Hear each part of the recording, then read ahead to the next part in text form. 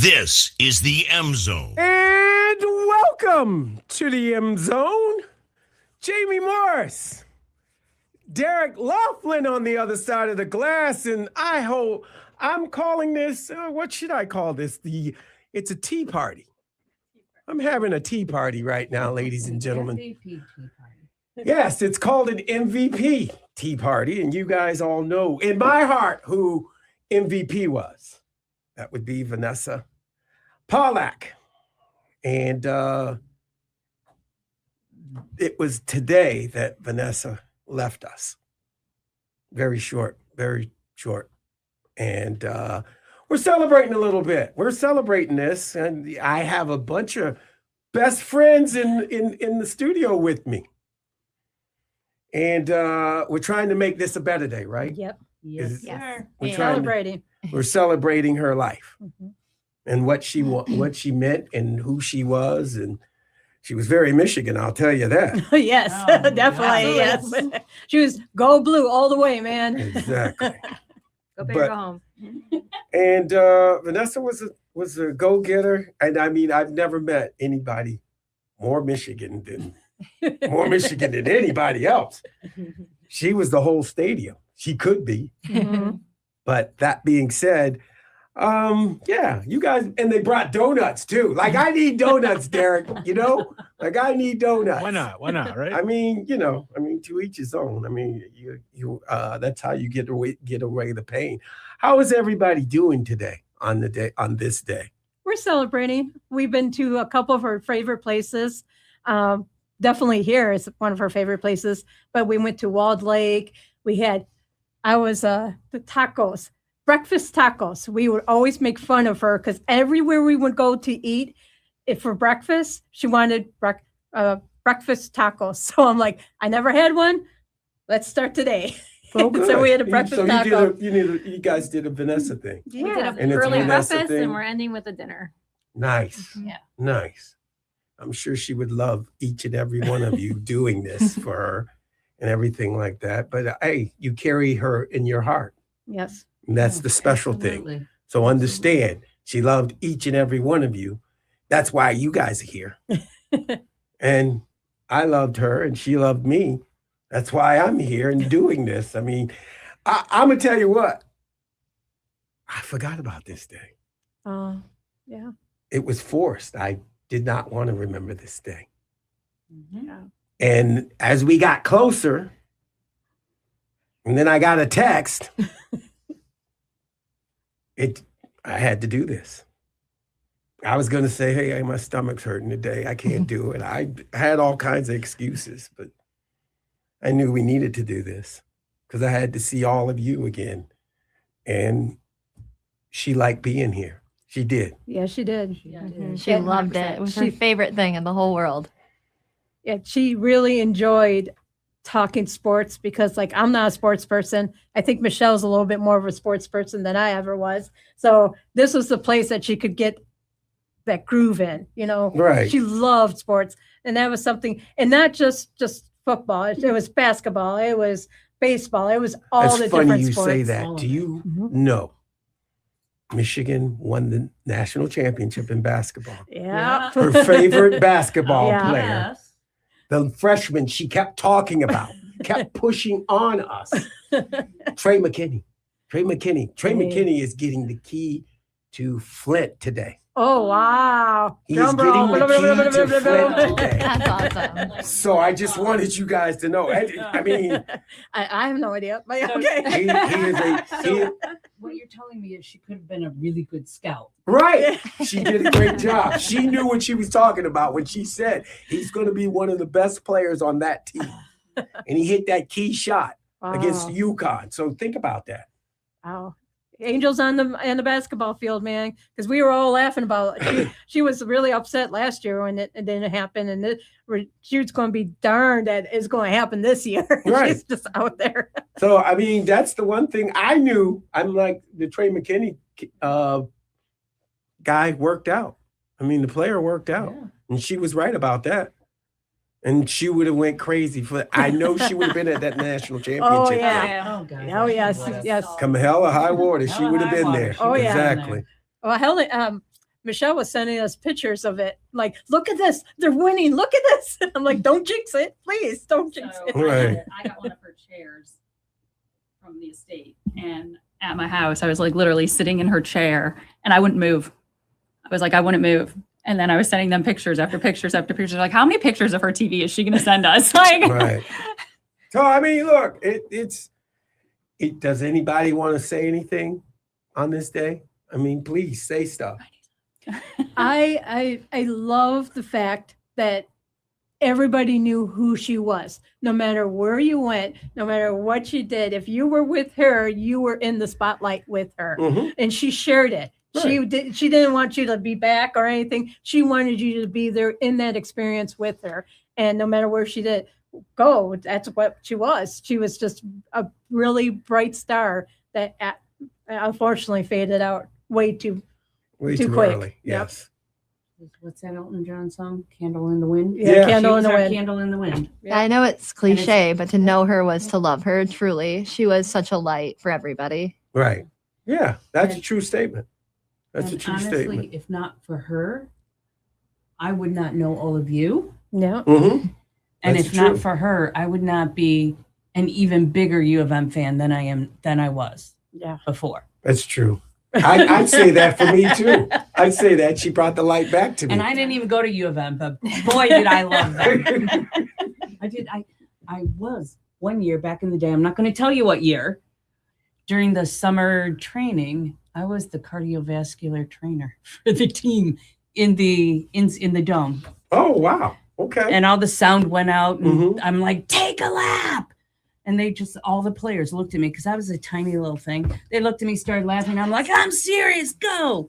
And I started running, and they started running. Oh wow. And So you had that command. yes, That's awesome. So you But it had was the fun. It experience was of being fun. a coach. I That's have awesome. it on tape. I have proof. I have it on tape. So one of the stories we wanted to share with your readers for the MVP day today is we were driving here and the GPS took us in a different route that we're not used to. So if you can see it, I don't know if you can see it, but there was a sign that said Vanessa, and we were like, what? We're just like looking So out you at guys had signs. Yeah, we had signs had all day. signs. today. Literally. literally signs. And it was funny because the S is like right here. You can see that it's turned. Mhm. And it was, Michelle said, it looked like a number 5. She goes, and there's 5 of us. Oh my gosh. I'm like, so we're laughing. But this is the funny part. It had a Spartan fan on, and we're like, yeah, she's probably like, if it was just Michigan, if I could just had a Michigan, university one, that would've go been blue. You're right. Although the S is backwards, so she was like, it's back ass. Exactly. But hey, look, this is a great celebration you're having. No tears, nothing No. going on. We're having a good time. So that's good, right? Oh yeah, That's it's good. good. We went to Walled Lake and like I said, all the different places. And then we all had these shirts that Candace had made up for us. And this is her thing. I'm going to try to make it PG as much as I possibly yeah, I can. need to do PG. I'll say it now, PG. It's not a hell yes. It's a hard no. There you go. And that's how she tried to do her whole entire life. If it wasn't a hell yes, then it's a hard no. I'm not going to do it. Mhm. But she always wanted to come and do this. That was always something that inspired her. And I think she really liked poking at other people in a way. No, you're But, right. yeah. She Especially poked- you. Yes, Yeah, me. It was me It that was she you. would poke. Right. That's I'm the bear or whatever she wanted to poke at most of the time. She was poking the bear. Right? She always poked and wanted. We did a draft, and she kept drafting the wrong people. I would say, "You want to draft this one? This is what the experts say." I want my own. Okay, well, you can do your own draft. Okay, and how she did. She fare. She did well. She Yeah, did well. Excellent. It was good. It was good. See, she could have been a good recruiter. I'm like, I'll give her she said, make me sound professional. So I wanted her to see what the experts what they were predicting that would happen. Oh, But she wanted to do it her way. oh yeah. Because So- she was obstinate. Okay. She was the MVP, man. She was going to make sure. It's just the way she was. Mhm. And I mean, those are the things she was ornery when she came in to get everybody fired up. I know Ms. isn't here, but she would get Ms. all fired up. She would come in like an hour before and sit with Ms. Have a conversation with him. She liked him. Different things she did. Right. And She she wanted to learn all about the What this, goes right. on the other Yeah, side? she Yes. wanted to, yeah. I think she wanted her own podcast. Oh, yeah, yeah, when she was She trying to did. That was coming. yes. Absolutely. Yeah, I think she wanted to do that. And she was definitely trying to did. learn. Yeah, So, she and I applauded that. I told her, yeah, learn what you can here. Yeah, she told me that several times. And you So- guys made her feel comfortable for a woman to be, you know, in this. You guys did make her feel really comfortable, and that was something she was struggling with for a long while. I think making her feel like a woman. For me, she was just one of us. Yep. Yeah. It wasn't about being a woman. I mean, she knew Right. she knew the game. Oh yeah, she did. She knew all the games. Yeah. She knew all the sports. So it was easy talking to her. Right. I mean, she knew more than me most of the time. I had to go Google it. You're not right. Hold on. And I would go, hey, Google, give me this. And she was right half the time, more than me. So it just made for the father. You know what I'm saying? I mean, Yeah. she was good at what she did, and she had fun doing it. Yes, that was the trick. Was she was like, I'm going there. She goes, I'm volunteering my time, but I'm having fun. I'm like, well, then it's not about the money. It's about the experience that you have with this. And she's like, yeah, I'm going to ride this until it ends. And I'm like, ride it, just ride in and enjoy it. So, and then Michelle was telling me one time, she goes, that girl can tailgate like nothing I've ever seen. I don't remember some of those days. She knew everybody. Yeah. Pretty Jello much. knew She did. every- She did. Everyone. She knew everybody. She did, and she knew who to say hi to and who not to say hi to. And poor Candace, we were both short, so we couldn't keep up with her. You had to watch her as you're walking, like, "Hey, slow down." Right. She had did me on it. a time clock on those tailgates to make sure we got all three in before that game started. Exactly. Mhm. She was supposed to take me to my first one this last fall, and I still haven't gotten a chance to go. I'm bummed. Well, you should come. You could come. Bring it to ours. Bring it to Okay. ours. All That'll right, be let's fun. roll. That'll Yeah. be fun. That would be We're fun. gonna Right, have a bet. great I'm time. We're in. gonna have a party Hey. in the clubhouse or whatever it is. It's called a suite, Helen. suite. It's a suite. I almost called it a penthouse, but that's not what it is. It's not a penthouse. Actually, there's no restrooms in this suite. You know, a lot of people expect, where's the restroom at? And I go down Out the the hall. door and down Down the the hall. hall. With all the other public people, get down there. Right. It's down the hall with everybody else. So I mean, Right. they didn't do that. Michigan didn't do that. They didn't put them in because it takes away space. That's why. Yeah. I was gonna say they needed the extra seats. Right. We 'Cause always there's need so extra many damn seats. fans, and we all want to be there. I would agree. They'll do anything to get there. Yeah. It's. I was so thankful that you took our call because a year ago, forever changed a lot of us Mhm. that day. And I think we all weren't sure how to spend this day. But I do remember out of two things that truly brought her joy, other than her children, when Mhm. she talked about this radio station, she would light up a whole new side. And that's what made me want to come here today. Well, So, we loved thank her you too. for And that. like I said, if we're going to do this, we're going to do this all the time, you know, until you guys say, hey, we're tired of this. You know, we keep No, doing this. We I will ain't not getting never get tired. tired. No, no. But I want to thank you ladies for coming, involving me Thank or you. persuading me to do this because this was hard for me too. Not going to say it wasn't. But yeah, I miss my friend. Yeah. And I love her to death. But as she would say to me, Jamie, just got to keep going. We got to keep going. We got to keep going. And I'd say, stop it. We got to get off the train sometime. Right. No, choose full blown going. Are you getting ready over there? Are you ready? I'm about to Oh, go yes. to break. So you get ready to say what she would say. Yeah. Okay. Oh, can I Right. say it with It's you? right there. It's right there. Okay, In it's right case you- there. In case you With didn't. my whole chest. We're gonna go. Yeah, say it with your chest. All right. You're listening. We gotta go. We're gonna go to a break, and we come back. We gotta talk about those Pistons. Gotta talk about those Pistons on the other side. You're listening to the M Zone on the Big 1050. And Ryan Day Hey, sucks. Stop Ryan Day!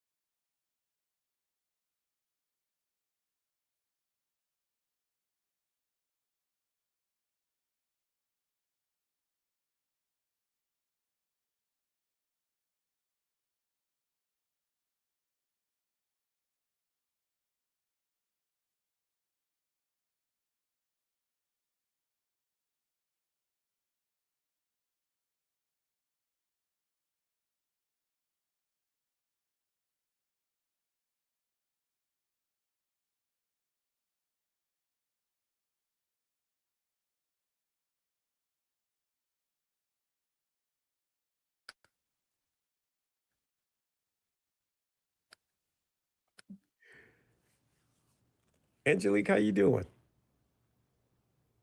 Just yelling at my mom to get out of the kitchen I'm sorry. I said, I've got to do this. Get out.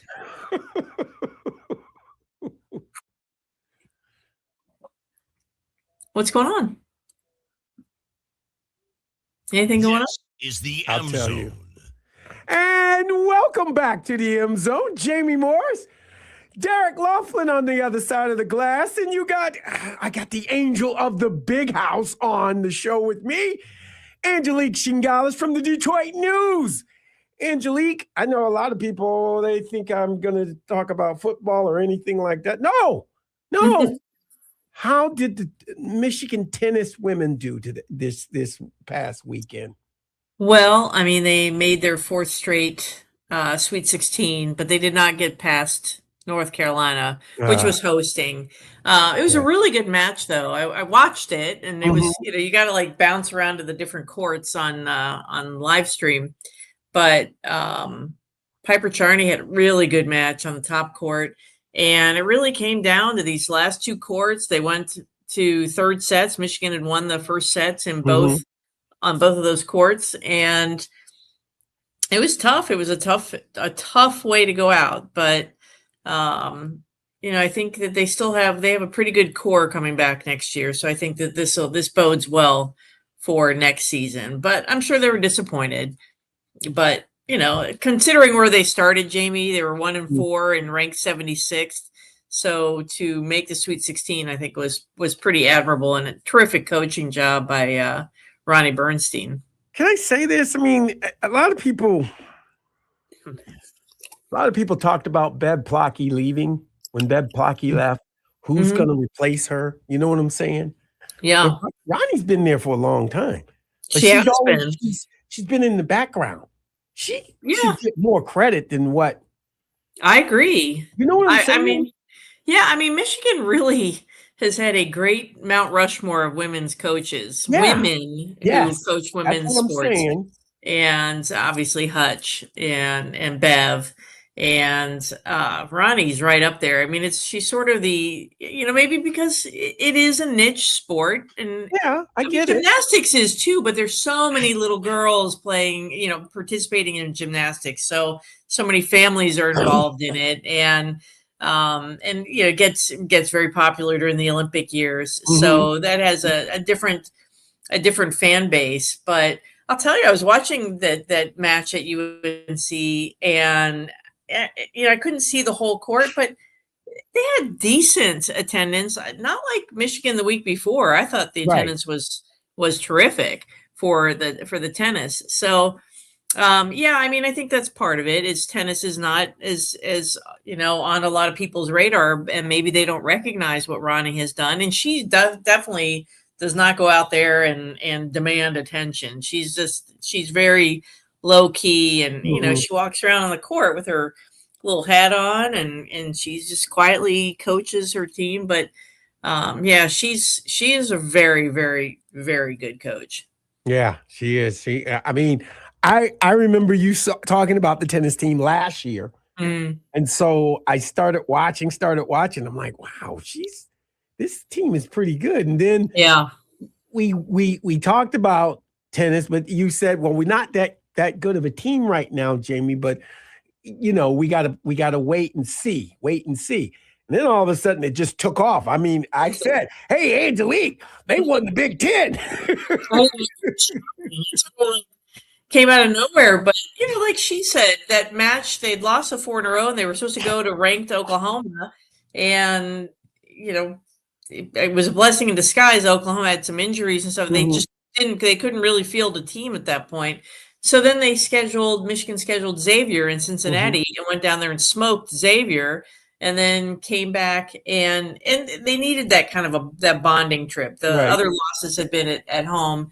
And then they beat Duke, a ranked team, and that got the snowball going. So, and sometimes that's in any sport. You just need something. You need to find a way to get over that hump, and more often than not, it will snowball. So as long as you're putting in the effort, and that team certainly puts in the effort. I can tell you this: when we were talking last week about, the NIL and different things like that, I've had 4 calls of I don't want to say donors, no, potential donors that want to give to the tennis team. That's great. So I mean, they're winners. Yes, they are winners. You want to be associated, but I mean, it's women's athletics at Michigan are pretty good across the board. So Yeah, you can put your money anywhere, and you're going to see it. Really, they're going to flourish. But yeah, I mean, I think tennis definitely needs an influx of cash. And the good news today is Arkansas announced that it was bringing back tennis. Right. So, but they had a lot of their donors step up. They're people who like tennis, and they stepped up. And I'm assuming we may start seeing more of that kind of approach to things. But yeah, I mean, I think that'd be a great place for a Michigan donor to. I mean, obviously, football people want the money in football, but there are all these other sports and these other athletes who are very deserving. Well, I mean, everybody's got a niche. I mean, look, as I told people, because they were interested. I'm pointing you in the right direction. So I mean, but I mean, and as they said, we know football's king there, and they're probably making enough of money. So we want to do this. It's never enough. It's never I know enough. that. I know that. I mean, look, Angelique, I'm just gonna say this, and you were bringing this out on me, but I'm preaching to the choir. But we don't need 24 teams in a college football playoffs. We don't. I know. But everything's getting bigger. The NCAA basketball tournament's getting bigger. I'm just not sure why bigger is better in this sense. Well, I think they make more money that way. They make more money. Yes, but I think you dilute the why it's an amazing feat to get to that point, to get into that 12 team playoff and stuff. And I just feel like it starts to diminish that a little bit. Get that, though. They don't get that, and I think these young coaches, they want an easy way. They want an easy way. If I make the playoffs, then my school shouldn't say anything to me. That's what they're saying. Yeah. If I make the playoffs, you got 24 chances to get on that playoff thing. I mean, but to me, Angelique, what do you want to be? I mean, you just want to make it to lose the game, or you want to make it to maybe win 1 or 2 games and then not get to the. I mean, every coach knows his team when he goes out there. Yeah, who he can beat and who he can't beat. I'm sorry, everybody. I think it's very fair. Yeah. So I mean, I like the playoff as it is now. I mean, I thought it was very exciting last year. I mean, I think it's but there's part of me that sometimes that I still have, for some reason, this little clock that had been sent out. It was a countdown to the BCS championship in whatever year. And I still have that clock. And sometimes I miss the BCS, that kind of thing too, where you're down to the last 2, and then you can go back even more to the rankings and how it was determined then, and you can have all these debates. So there's always going to be a debate over the best team in the country. Exactly. I mean, I think Michigan basketball legitimately was the best team in the country. So maybe not so much there. They proved it though. They got it. They had a chance to prove it. I mean, they did. I think they played the best team in the country in Arizona. And they beat the Arizona team. I mean, they stopped the Arizona team. They had to get through because Yaxel's knee was hurt. They had to get through UConn, and then they were the rightful national champions. They played for it. It was done. I get what you're saying, but it happened last year in college football too. I get it. Notre Dame didn't get in. Hey, guess what? Make a better schedule. Play somebody.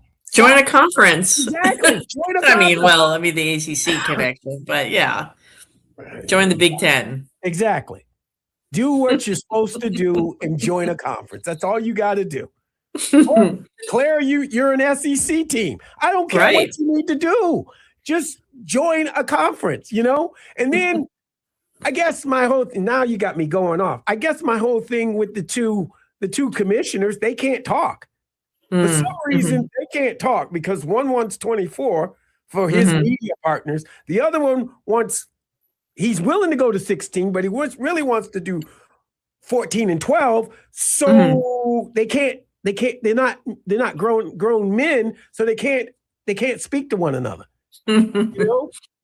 Yeah, but this goes back in time. I mean, my friend Ivan Meisel wrote a book recently about Notre Dame football, and you read those chapters about Chrysler and Mhm. how Yeah, I there get it. really was, so they didn't communicate for a long period of time, But we've and gotten better than that, haven't we? I would think so. I mean, and that was more, I think his issues were more on the religious side. Like he felt like the fact that it was a Catholic school was dividing even Michigan fans who were staunch Catholics. At least Mhm. this is what the book was saying. But this is a different circumstance. Now, yeah, I mean, you would think that that it has evolved to the point where they understand the bigger picture of college football Mhm. and what's best, but I think we're just going to have this conversation every year about Notre Dame, and that they're not going to want to bend and be part of a conference, and so that's going to limit those conversations. At least that's how it looks Well, from the outside. they've got a signed agreement that as long as they win 10 games, they're in the Mhm. playoffs, right? Mhm. No matter what. That's they're good in for CJ Carr.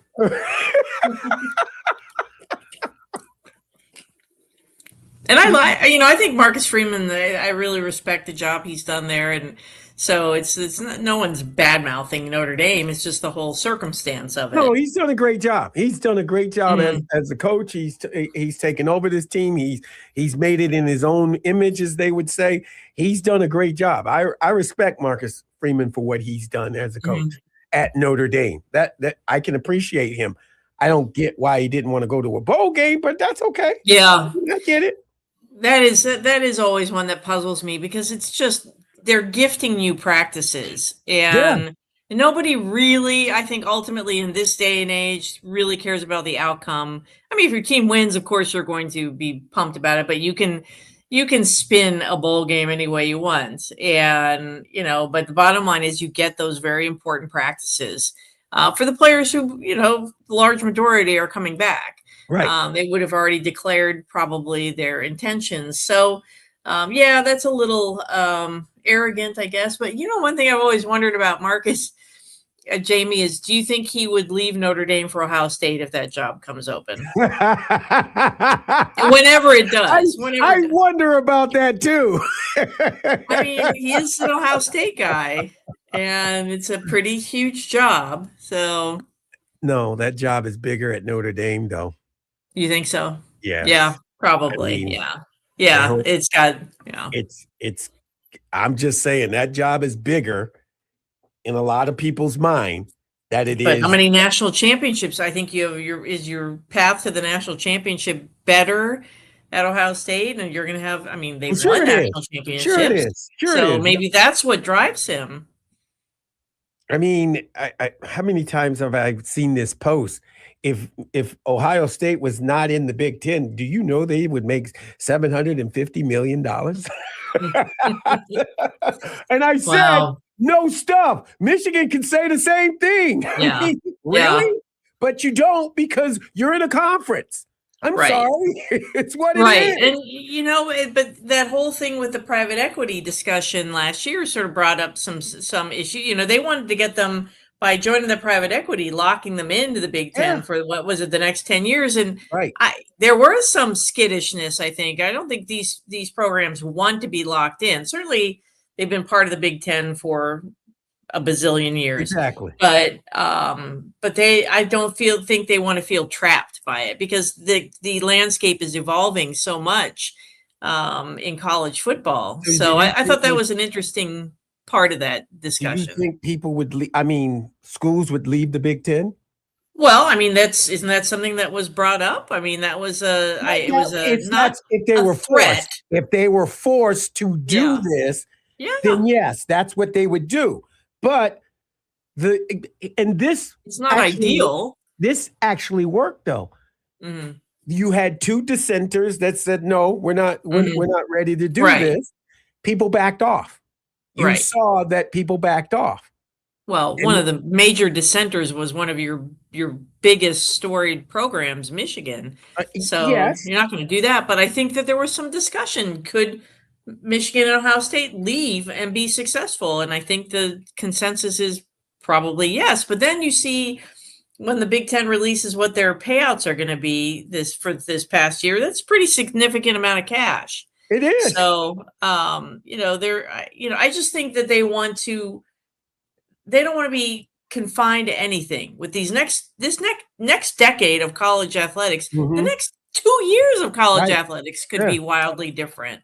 So I just there think are you got to keep your schools- options open. There are schools that are in debt over Mhm. being in the Mhm. Big Ten that thought that Mhm. they would be in the black. I mean, they would be Well, money galore, but they some of those programs, they don't get the money right away. They don't get the money the first year they're in the No. Big Ten. It takes Right. several years. yes. And you They see borrow on it though. They Yeah. do get the borrow on it also. Yeah.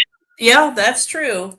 So, but it's, and it's tiered. I mean, the Ohio State got more money and Indiana got more money than Mhm. Michigan. That seems fair too. But I mean, it's not going to rescue you, but it's certainly going to bolster your program if it's managed properly. I mean, I think that's what those other programs have to examine is are they managing their finances properly? They're all trying to catch up with the They're all Ohio trying to catch States, up. the Michigans and the Indianas and Right. With the Oregons. revenue sharing. Yes, can they're they- trying to catch up, and It's not just the hard. revenue sharing, it's that money on top of the revenue share that they've Yeah. got to match. I mean, you've got to be able to have $45 million that you want to spend on a roster. Right, That's just ballparking, or as people say, spitballing. and that's just football you're talking about. Yes, I'm just talking about, and that's what I'm saying. You are saying. going to see sports cut. I mean, Ward Manuel has pounded his fist saying he's not cutting any sports at Michigan. And he does say that, but that's not true of every other program. I mean, obviously, programs are cutting tennis, for instance. I think a couple other sports got dropped recently. So until they figure out how to do all this financially, I mean, all of this has happened so quickly without any guardrails, and I think without any real direction. So that's why I think you're seeing things like Arkansas and the tennis situation there, and Mhm. but these are all concerns, and I guess you just it feels a lot of play it by ear. It really does, just because it's just so there's a little bit of chaos involved When's in the this soft- era. When's the softball start? Softball starts Friday at 6 Ooh. against Kansas. Yeah, that'll be good. They feel a little bit slighted. Michigan softball had the automatic berth the last 2 years, Jamie, Right. because of winning the Big Ten tournament. They Mhm. didn't, but they had a really good RPI. Their strength of schedule was good this year, even though the record wasn't like it's not going to knock you out, but they got in, and they're in a tough region. They're Right. in Oklahoma, so that's going to be a Nobody wants tough in Oklahoma. ask. Nobody wants mean, to be in it's- Oklahoma. I'm just saying it is what it is, and I get it. They had what 3 or 4 straight national championships. So, Yeah, that's what I'm saying. it's crazy. Nobody wants to be But there. they've already played. Michigan's already played Kansas in Right. early February. So, I do. And then it's Binghamton's the other team. So Mhm. it's going to come down to can Michigan pull the upset, and that's Right. going to be that's going to be a tough out, literally. But I mean, you never know. That's what the players are saying. You just don't know in tournament, in the NCAA tournament, things can happen. So Anything that's what they're happens in the banking on. tournament. Right. I get Yeah, it. and they're definitely taking it. I think Bonnie Thole said that they talk about intentions every practice, and Monday's practice was being joyful, and she really stresses she wants to see them having fun out there in practice. She wants them, not like rolling on the floor a lot, but just enjoying the game and not being pressured to play the game, and and that avoids overthinking, which is a problem for any athlete in any sport. You just don't want to overthink and bog your brain down. So I think that's their approach, and they feel like underdogs. They feel like they have their old chip. So that can always be a dangerous thing. But Oklahoma's going to be tough, obviously. That's going to be a tough game. That's a tough region to be in. Sure.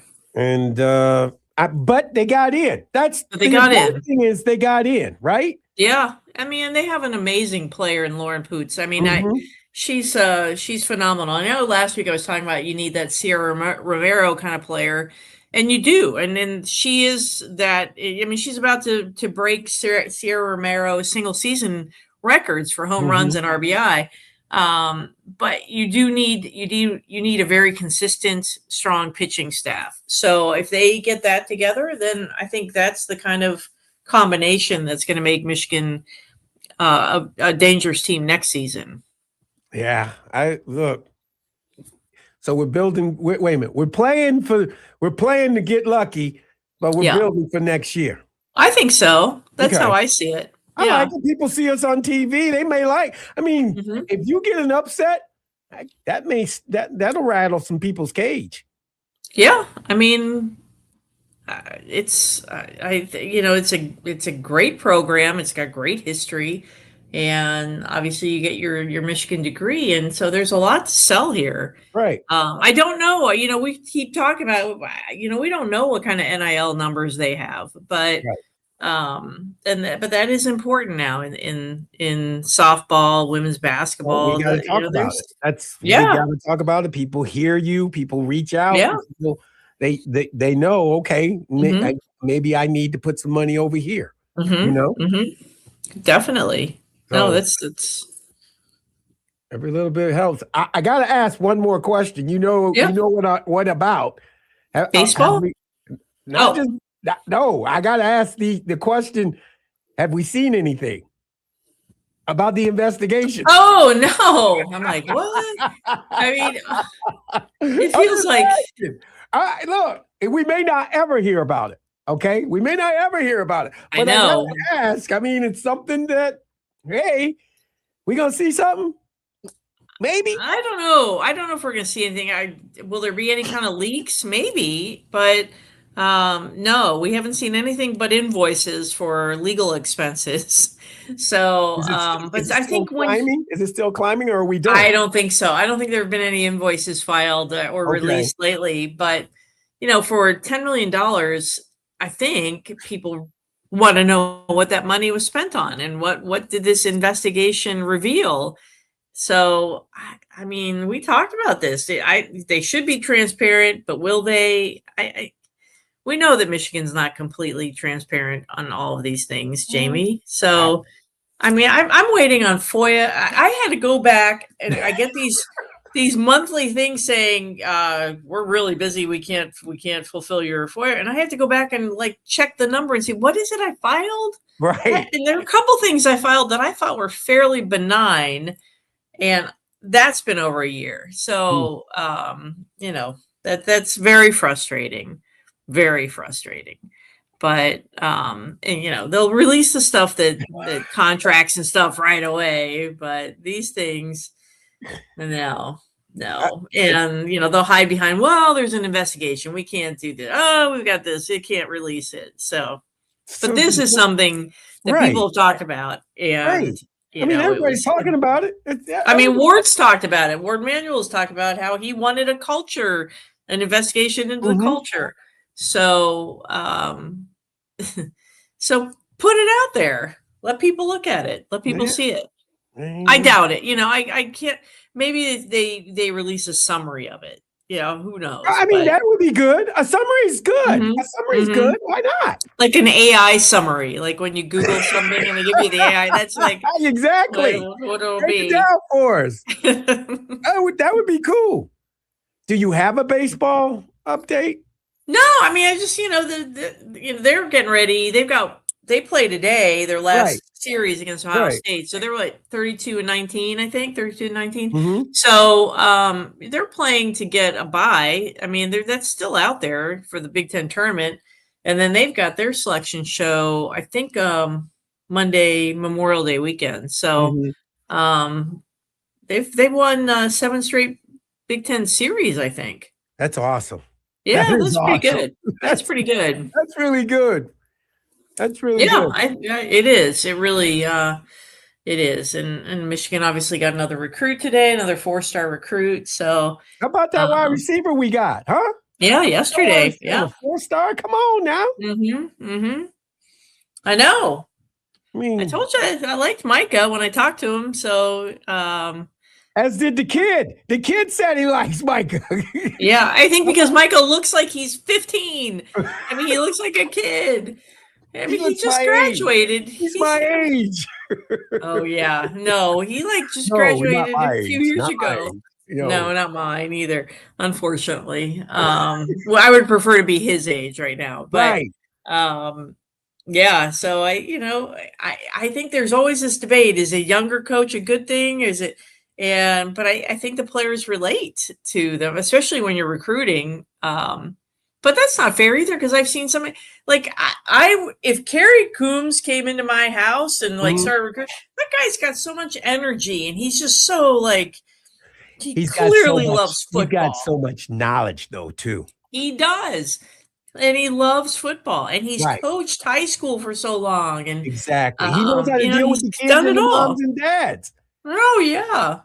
So I mean, I think that guy's a secret weapon in some ways, but I think they're all pretty good. I mean, I wrote a little bit. I don't know what's running Lewis Powell. I mean, you could tell he's probably a really dynamic recruiter also. So anyway, but yeah, back-to-back 4 stars, back days. Hey, why not? Why not? That's a good thing. It's working. It's working. It's working. Yeah. We'll see how that pays off though. You know how it is. Right. It really starts when you pick a school. You know that. Yeah. Yeah. So we'll see. Yeah. Well, pick a school. I still say, I have said it even before the transfer era. When they sign, then I'll start really caring. But because things can change. I mean, obviously the kid recently decommitted. So, but yeah, for now they got it. What, nine commitments now? Yeah, so so they're building. That's a good thing. Angelique, really appreciate you coming on, being a part of the M Zone. Thank you. Have a great weekend. Enjoy it. Too. I'm moving. That being said, good luck. That being said, we're gonna go to a break, but when we come back, we'll open up the phones. And question of the day: how do you feel about them Pistons? Can the Pistons win it? Can they bring it to Game 7? Angelique's shaking her head. Listen, look at her, man.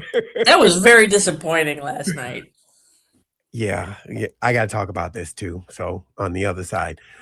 Anyway, thanks, Angelique. Appreciate it. You're listening to the M Zone on the Big 1050. Thanks, Angelique. You're moving, huh? All right. I am. I'm going to, we're only moving a mile and a half from where we live. Wow. But it's not in Ann Arbor proper because they took the taxes up. I was going to say the taxes are crazy there. I'm not, and it's not because of the taxes. I just found out that the taxes were going up, and I'm like, what? Yeah, I'm glad we're moving. Ann Arbor's a tough. It's expensive, obviously. Yeah. I don't have that. Right. I don't have that kind of tax money. Well, good luck. Good luck. Appreciate it. Right. I'll talk to you, Jamie. Be good. Have a good weekend. Thank you. Oh.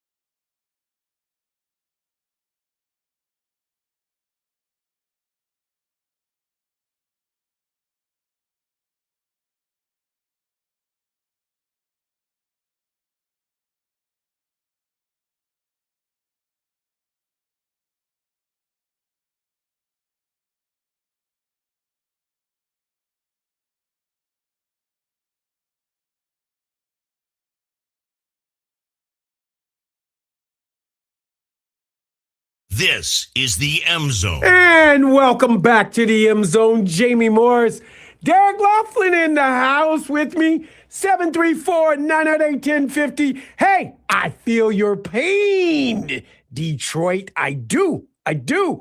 In surrounding areas, I want to say. By the way, Denise, I see that you, this is her mother, Denise, and I'm touched that she remembered, and she is being remembered today. No problem with that, ma'am. Your daughter was something special here at the radio station. Kendrick, why don't we show stream every day? I think it's back. We just cut back because, we're running out of sports. We're running out of things to talk about. And nobody wants to hear about the Tigers right now. And the Lions aren't in form yet. And Red Wings aren't playing. And Michigan football's not playing. Michigan basketball's not playing. We got softball. We got Michigan tennis, but that's over with now. We got baseball, Michigan baseball. So that being said, that's why I think, but if you want me to get on my horse, I can get on my horse and we can do this on a stream every other day, something like that. 734-998-1050. The Pistons. I'm going to tell you what, I said this before that game start. The two of them can't go off, and that's talking about Harden and Donovan Mitchell. And I said, if they both don't go off, we can win this game. Pistons got up and, hey, Donovan Mitchell was not hot. Harden was. And I can deal with that. And the Pistons showed that, hey, we can deal with that too. But in that second half, when Donovan started hitting those shots, then everybody started hitting shots. And yes, you didn't get the calls. The referee made some bad calls, but the referee made some bad calls for the Cavs too. That's a wash. I think that's a wash. That being said, you should have won that game. Everybody has runs. You had no runs when they had a run. And you've got to stop that run. And yes, you got to call timeouts. You got to break that. Your best players have got to play. And you can't have your best all-star center on the bench letting the third string center play. I got nothing against Mr. Reed. Mr. Reed does his job and he gets after it. But good God, Jalen Durham, you're positioning yourself for a new contract. You're not going to get that contract that you want because watching the dollars dwindle as each game goes. Right. Come on. But I will say this.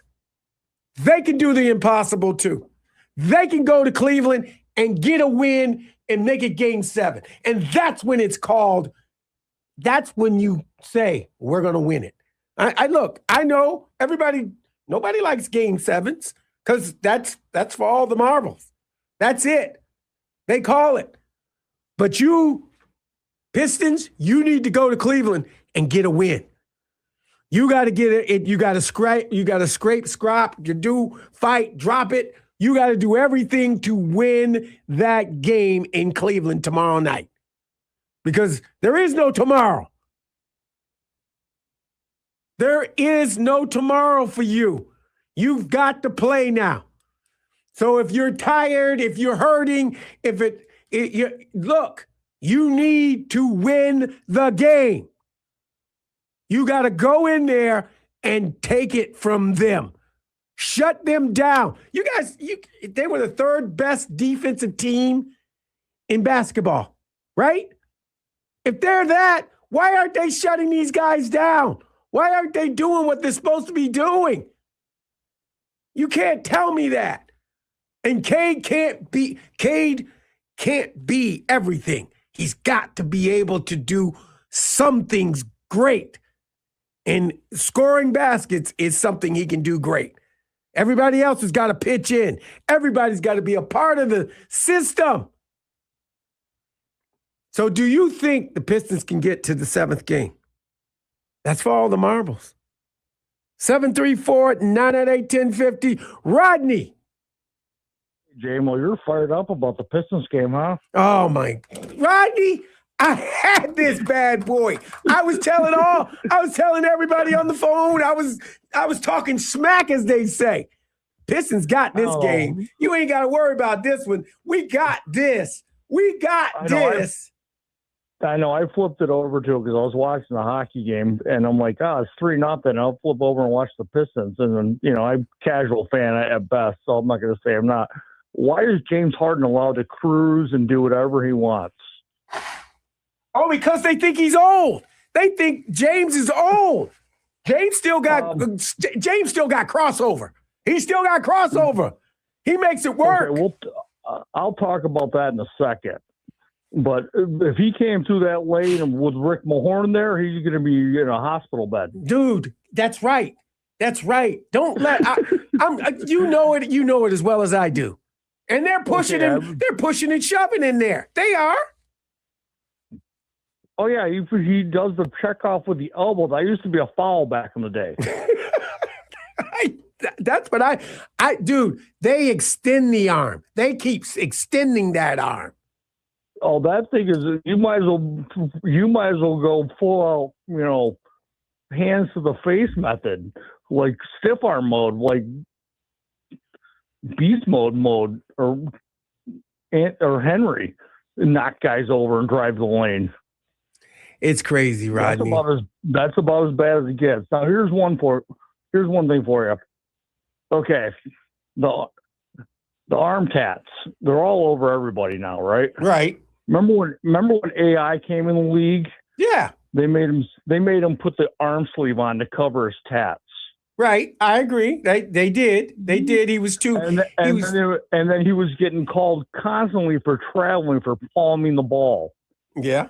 Which I can't remember last time. Everybody travels in the NBA now. Everybody. They practically pick up the ball and run 5 yards and like football players now. Oh, I know that. That's why I laugh at this stuff. That they used to call this stuff back in the day. I mean, I couldn't even imagine what it's like. Could you imagine a player in this generation playing back then? No, it's crazy. It's crazy. I know. I know Magic. I know Isaiah. They would love the rules today. They would love the rules today. Oh yeah, everybody would. Dominique would have a field day. Right. It would be crazy. Okay. I got interested in looking up stuff that I usually don't look up. I was looking up rec specs, guys with glasses, and I think the Godfather is Kareem. Right. Okay, so I was cruising the list. Horace Grant obviously is known for his rec specs. But guess who's on the list of all people? Who?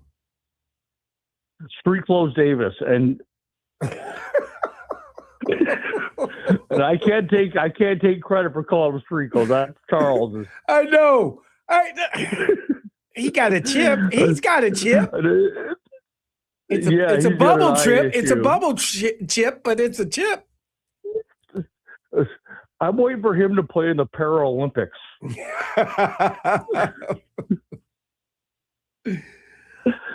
Oh God, that's funny stuff, huh? That's crazy stuff. But look, I didn't expect the Pistons to lose last night. I'm just saying, but Rodney, I don't know. They need a little something out of somebody else.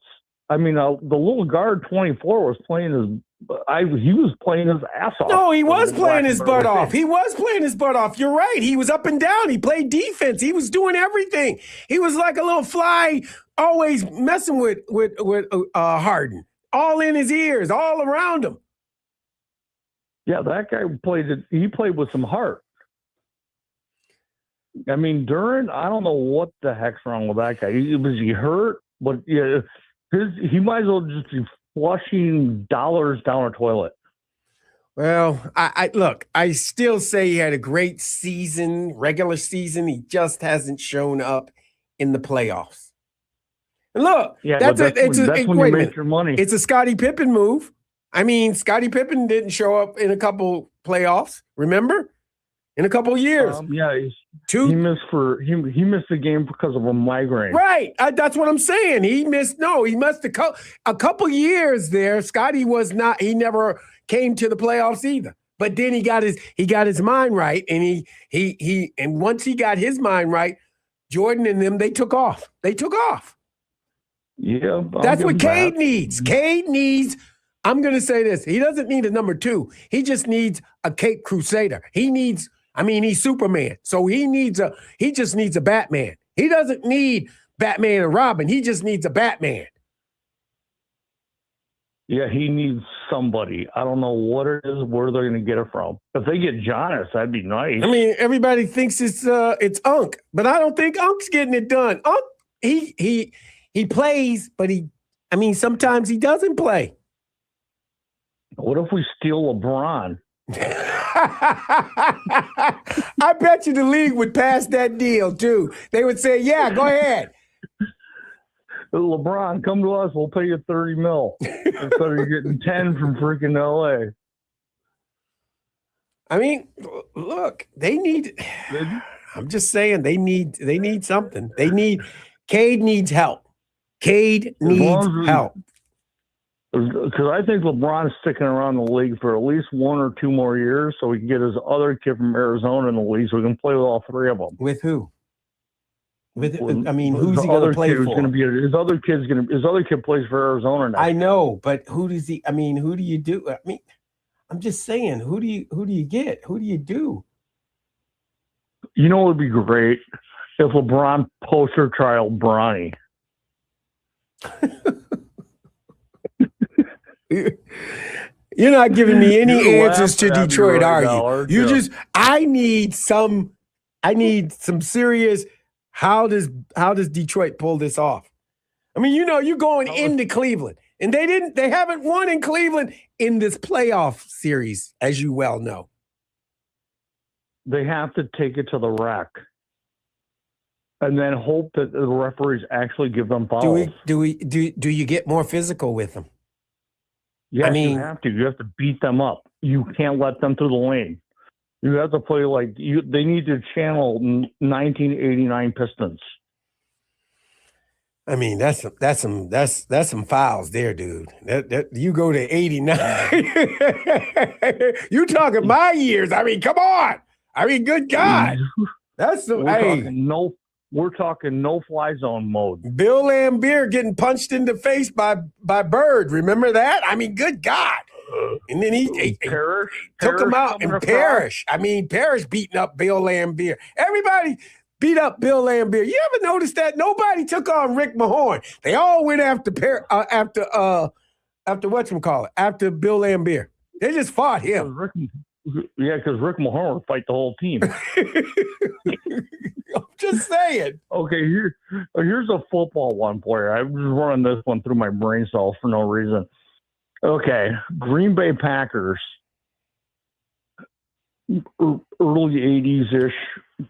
They had James Lofton and John Jefferson, and they were absolute trash. Didn't have a quarterback. Lynn Dickey? I mean, I'm just going to say they didn't have a quarterback like a Brett Favre. They didn't have a quarterback like a Joe Burrows. They didn't have a quarterback. Lynn Dickey's a good quarterback. Lynn Dickey is okay. He ain't all world. You know what I'm saying? You got to have John Jefferson went to Air Coryell, was like all pro like every year. I agree with that. That's because he had a quarterback. Dan Fouts was not a bad quarterback. Dan Fouts is a Hall of Famer. Come on. Dan Fouts is, to me, if you could transplant Dan Fouts and you put him in, he's like basically Kurt Warner. Ooh, yeah,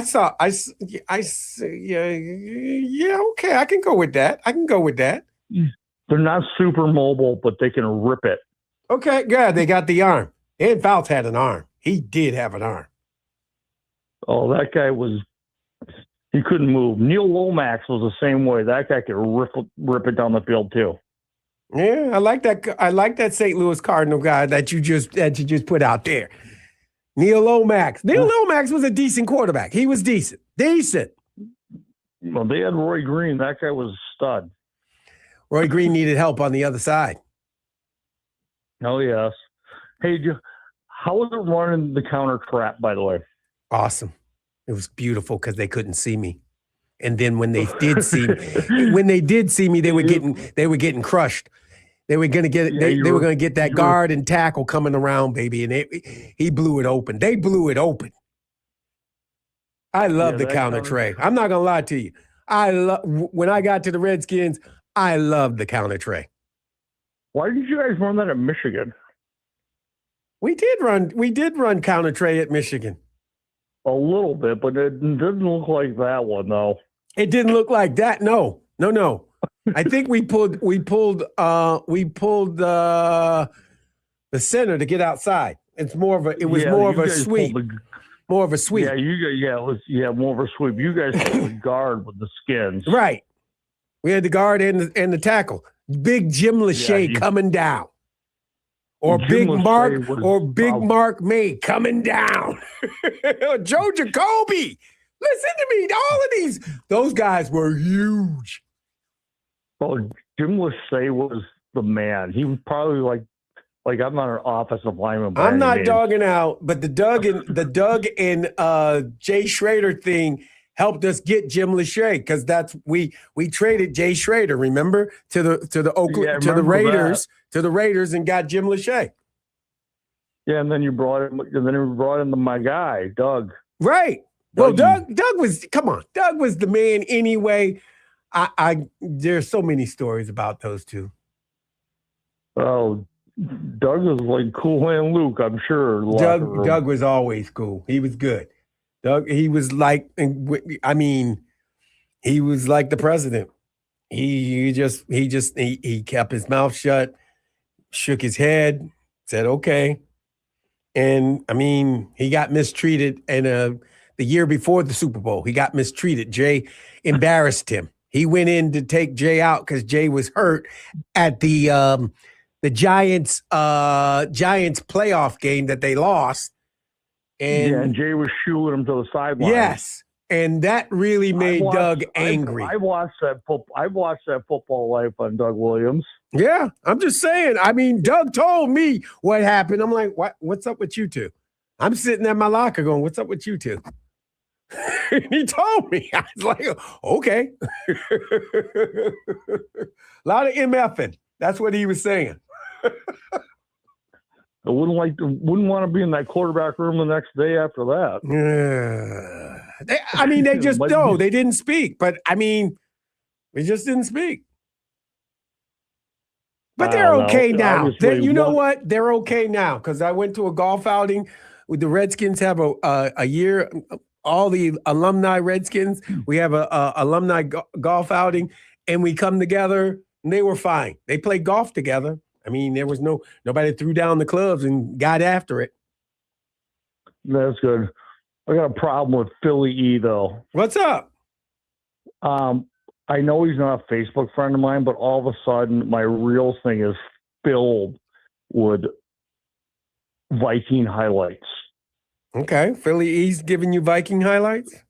He's not giving them. I'm not friends with him on Facebook, but I'm getting a whole bunch of them.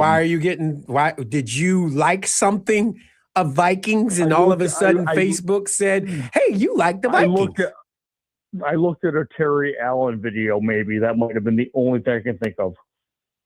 Okay. But I'm watching Randall Moss. I'm watching Tommy Kramer. Did you just call Randy Moss Randall Moss? No, I called him Randy Moss. No, you said Randall. But okay. I've seen. Maybe I was thinking Randall McDaniel too. Okay, he's on there too. Okay. There's a whole bunch of them. Defense, offense, you name it. They're just killing people. I have no idea how that team did not go to another Super Bowl after the first ones they went to. Well. You Philly E's coming on next, so I'll ask him for you. Yeah, I'll definitely chime in. So I like to prime Philly E's pump. Okay, all right. Well, hey, appreciate the phone call. No problem, boys. Talk to you. Well, I think we should go to a break, Derek, and then we'll come back with Philly E. And I got a way how this team is going to beat the Cleveland Cavaliers. I'm talking about the Pistons on the other side. You're listening to the M Zone on the Big 1050.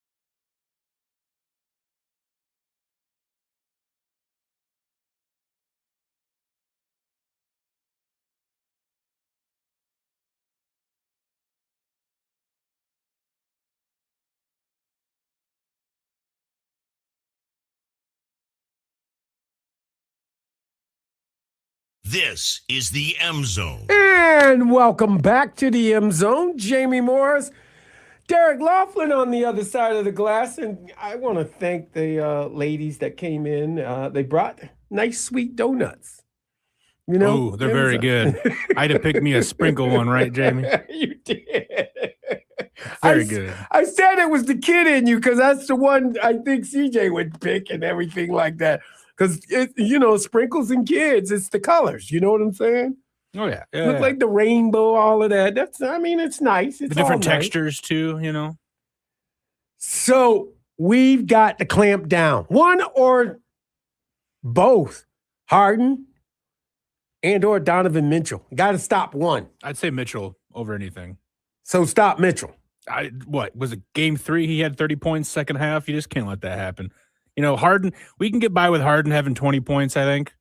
But it's when he gets his mojo going. Right. Is when the whole team kind of starts getting a little bit more of a confident boost. See, that's Donovan. When Donovan starts getting things going, because he shares. He's a sharer. Harden is not a sharer. He's gonna hold the ball until 3 seconds left, and he'll either pass it or he'll shoot it, no matter what. Now, Donovan, he will try to share it as much as he can. He'll throw one up there so the two Mobley and Allen go get the ball and they dunk it, or he finds the other guys on over at the 3-point line and they're hitting the shot. Donovan is a sharer. Harden on the other way, he's going to hold that ball. He's either going to go to the hole, tried to cross you over, or he's going to shoot that 3 ball. There's no guessing. I mean, anybody can hang with him, but you do get crossed over, so you got to watch that. He's an old man, but he knows how to cross over. I mean, he led the Cavs last night with 30 points. Yes. Mitchell had 21, you know. I'm just saying, if Mitchell doesn't score 20 points, I said this, Mitchell doesn't score 20 points, they win. The Pistons win. You hold them to 15. You hold them to 12. You won the game. Especially when you're up by 9 with Exactly. 2.5 to go. You got to close it out. That's what I'm saying. You got to close that out. You got to take that out. You got to take it from. Now, everybody's going to talk about this play at the end of the game. Regulation, okay? Everybody's going to talk about that play where the ball went up and somebody got tripped, somebody got knocked, somebody got hit. Referee gave you the ball.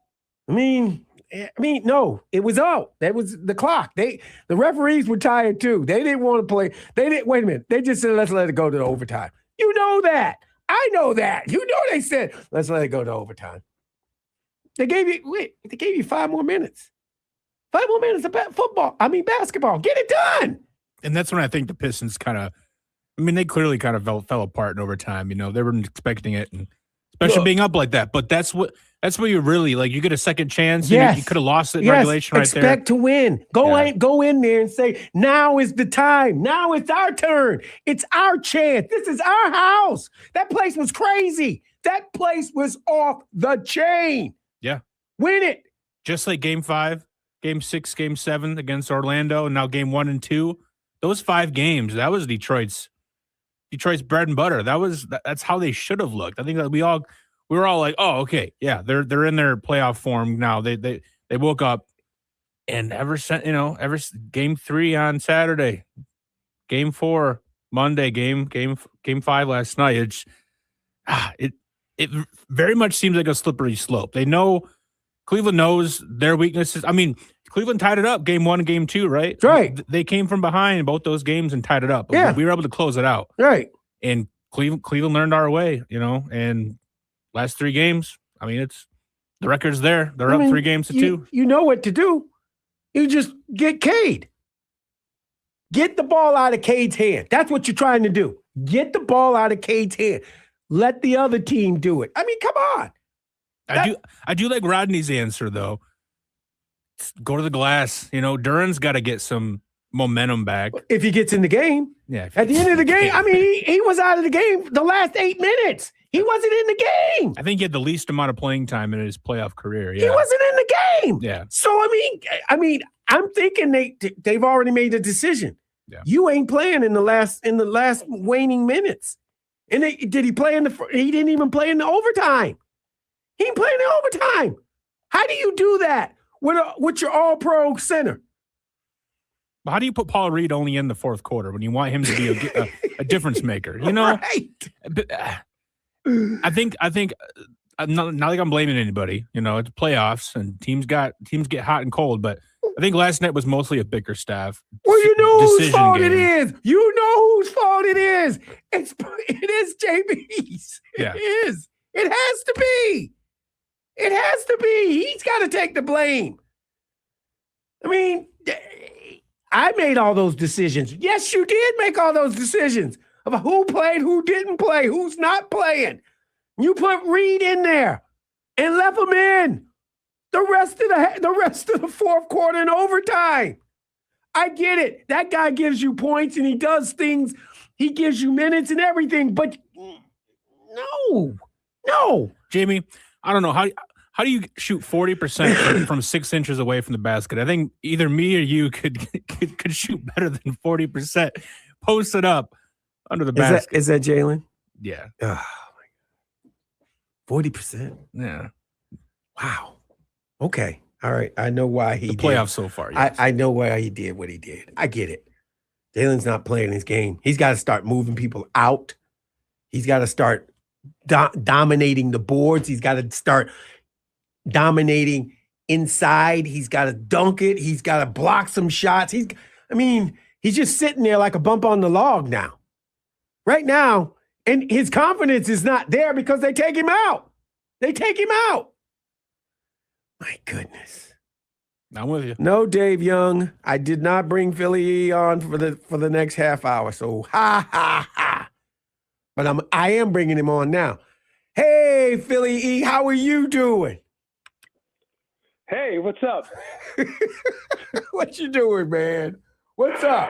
There's a lot of stuff going on, brother, man. It's a lot of stuff going on. I hear you. Well, first of all, you can't cry about the ball rolling out of bounds and the trip because the reason that even happened was the Pistons actually fouled the guy for that ball to be rolling out of bounds. So, like, what are we talking about? So who called? Who? Wait a minute. Did the ref miss the call? Because they didn't call the foul that caused the ball rolling out of bounds. So there was back-to-back no calls in less than 2 seconds. So you can't call the one without calling the first one. The reason the ball was rolling out of bounds is because the Pistons fouled the guy. He hacked him on the arm. That's why the ball was rolling out of bounds. And you don't want the game to be determined on some Mickey Mouse ass foul shot on one was a no call and one was called. No, you don't want to see There was some Mickey Mouse stuff going on both sides. On both sides. I'm saying. Bottom line is they're Shelley Levine the machine right now. That's what they are. Like, put down the coffee because coffee is for closers only. You can't be up 9 with and yes, you're right. Yeah, we all expected them to win. I said relax the other day. Right, Miz. you did, and Miz is like, Miz is mad at you. It's a good thing he's not here today. Dude, you had a 9-point lead. And I have to say, if Duncan Robinson's in that game, I'm sure he makes a perimeter shot somewhere in the last 3 minutes of the game that maintains that lead. But that, unfortunately, he wasn't in the game. And we all know, and I've been saying it for 2 weeks to you guys, Tobias he's not a third option, ladies and gentlemen. If we're talking about a championship team, Toby is a fourth option. He's a cog. That is all he is. Because you saw yesterday when we needed him to step up, he's bricking threes. He's 3 feet away from the basket. And he's practically breaking the backboard. Like, come on. I mean, ugly ass miss. And then you're called for a foul that ties the game out in the open court. Just saying, man. He ain't. I've been saying all along. He's the Kirk Cousins of basketball. Wow. You know what I mean? What? You get these unbelievable contracts, and now he's not. John contract, because that's the contract of all contracts. Right. Remember John? Right. I do. Yeah. Right. That, here's a guy that was given what was Concac 5 points a game, and he Oh, got my like God. $15 million. He got. I mean, they gave it. I'm not even gonna call. I'm not gonna call it what it was at the time. Well, you know what? His claim to fame is that he almost beat Ewing and Georgetown. Yeah. In the first round of the tournament in '84, and somehow he parlayed that into a first round. What was he, a top 5 pick? I think he was a top 5 pick. I think he was a top 5 pick. Yeah, right. Yeah, right. Somehow. And by the way, you know who his coach was? He made Dana Kirk look like Mother Teresa. Exactly. Dave Bliss. Dave Bliss was his coach. Oh my God. The scumbag of all scumbags. Anyway. Rodney, just to answer your question, I'm a flip phone guy. I wouldn't know social media if it jumped up and bit me in the ass. I don't. So you don't do Facebook either? I don't do any book. That's Okay. it. Well, you just. I mean, you know what, Yeah. Philly? You are in the age. Let me say this: you are in the age group. Yeah, Of apparently Facebook. it's more for older people than It it is. is the It kids. is. Yeah, I get that, but I don't do anything. I will say this though: John Jefferson unequivocally was the best, most dynamic wide receiver in all of football in 1979 in his and time. 1980. In his time, yes, he was. Yeah, for 2 years.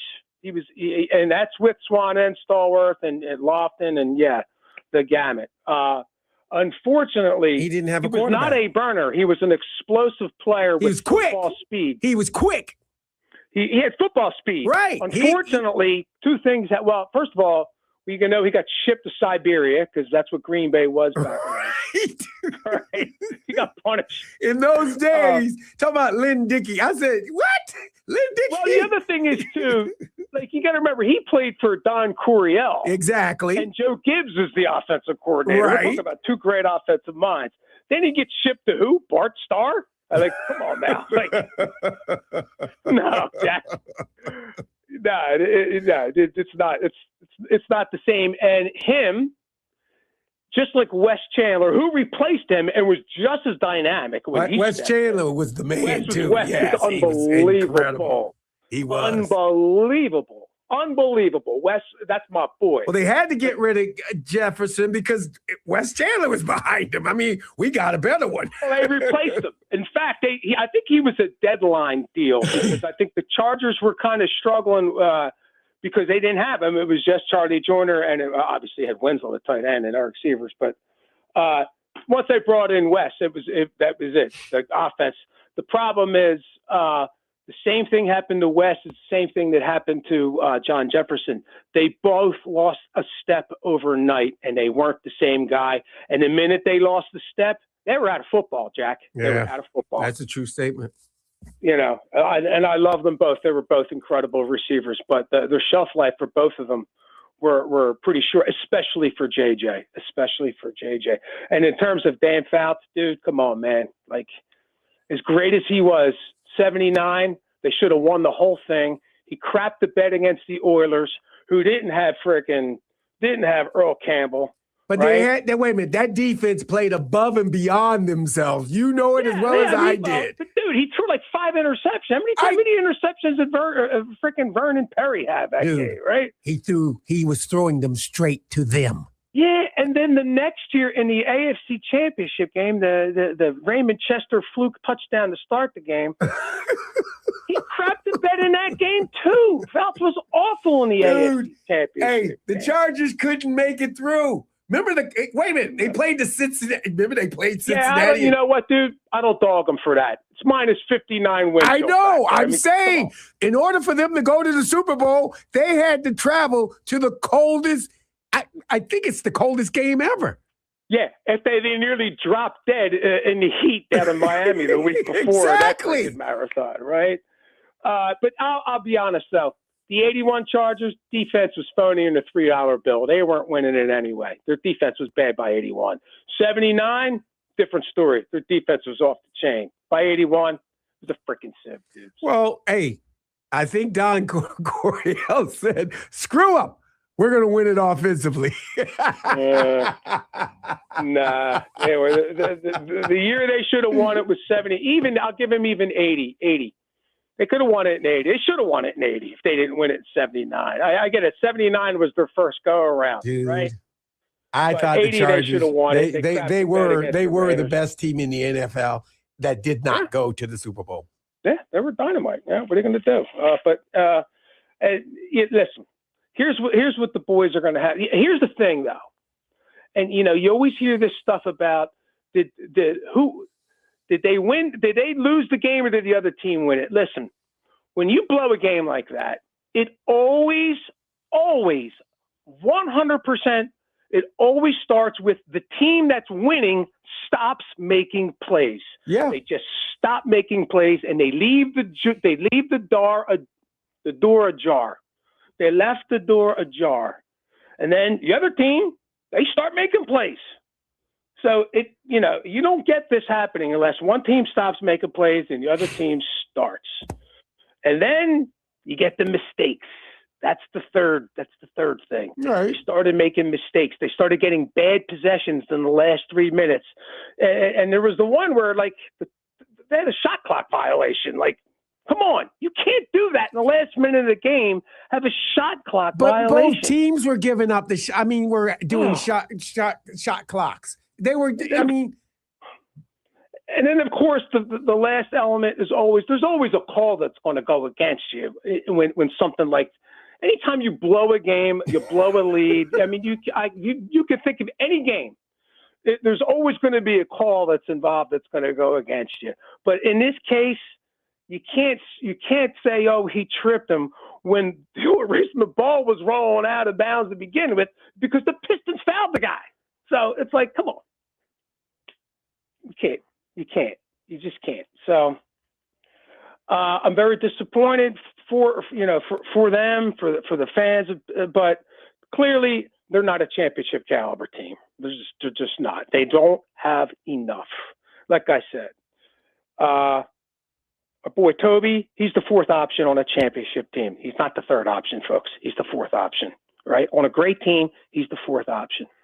And they need more. Clearly they need more. It's funny that the irony of this whole thing is, the story of 2025, it was two teams. It was OKC and it was the Cavaliers. I know the idiots on the four-letter network, all they did was talk about Luka and the stupid Lakers, and they were phony on the $3 bill. They were going nowhere. They were going nowhere this year, folks. So don't think that those injuries played this big role by the Lakers. No, they suck. All right? They suck. They weren't going anywhere. But for whatever reason, OKC validated their regular season, and the Cavaliers, they made an early exit. As great as they were in the regular season, they made an early exit. Which this year the Pistons kind of look like that, but it's actually worse because the Pistons actually came into this year with last year's experience. They got their feet wet last year against the Knicks.